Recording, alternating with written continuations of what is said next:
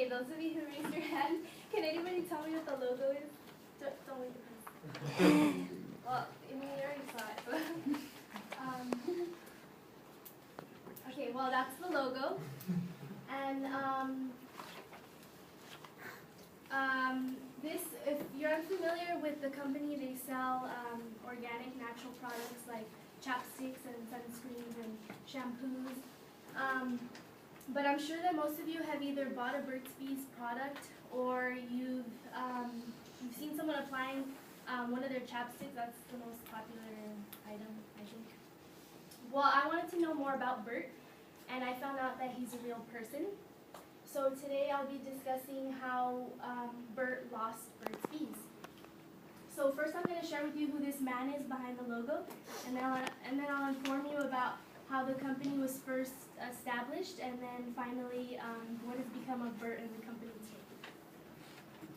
So first, who is this man behind the logo? This is Bert Shavitz. Bert is originally from Long Island, New York.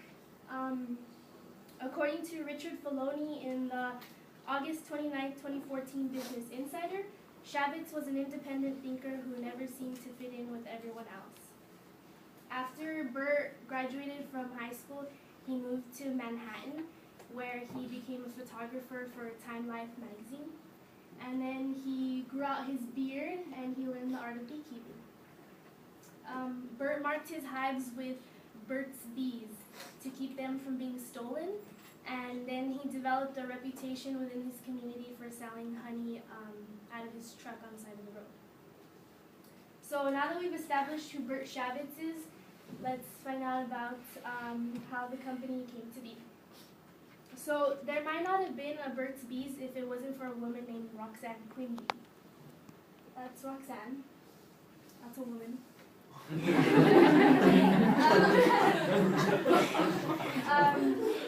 Bert met Roxanne. She was in the 80s. She was a single mother, and they just started spending a lot of time together. So they became a couple. And during their relationship, they found an old beekeeping book filled with beeswax recipes, and they started making candles, and they sold the candles in addition to the honey. And that small business that they had became very popular with the locals. So in 1991, they incorporated their company. And although Bert didn't share the same passion for business growth as Roxanne did, he agreed to be the face of the company anyway. That's why he's on the logo. So after learning about Bert Shavitz and how the company was first established, we're now going to find out about what's become of Bert and the company. In Jody Shapiro's 2013 documentary, which is now featured, Bert's Buzz, which is now featured on Netflix, suggests that Bert and Roxanne grew further apart as Burt's Bees became more successful. According to Shapiro, who's the director, Roxanne didn't want to be in the film, but her son was in the film, and he tells how his mother discovered that Bert was having an affair with one of their young employees, and she felt that it threatened their company.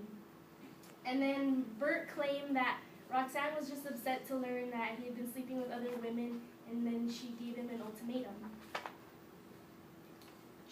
He was either to sign over the company to her, or she would take him to court for sexual harassment. In the documentary, Bert says, Roxanne Quimby wanted money and power, and I was just a pillar on the way to that success.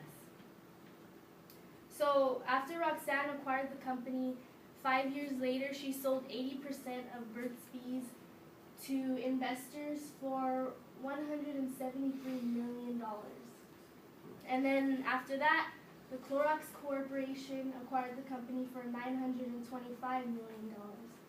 So ultimately, Bert missed out on hundreds of millions of dollars. Although he made a fortune and lost it, it probably didn't affect him as much as it would like an average person, because he chooses to live a simple life. These days, Bert lives in Maine with 3 golden retrievers in a house with no electricity or a water heater.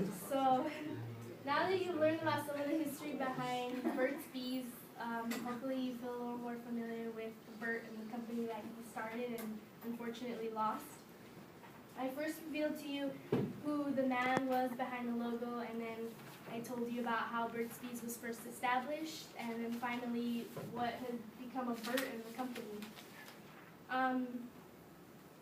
I use a lot of Burt's Bees products, so I see this face every day, but I never knew that Burt really existed, as probably like most of you didn't know either. But he does, and this guy deserves a lot more credit than he receives. Thank you.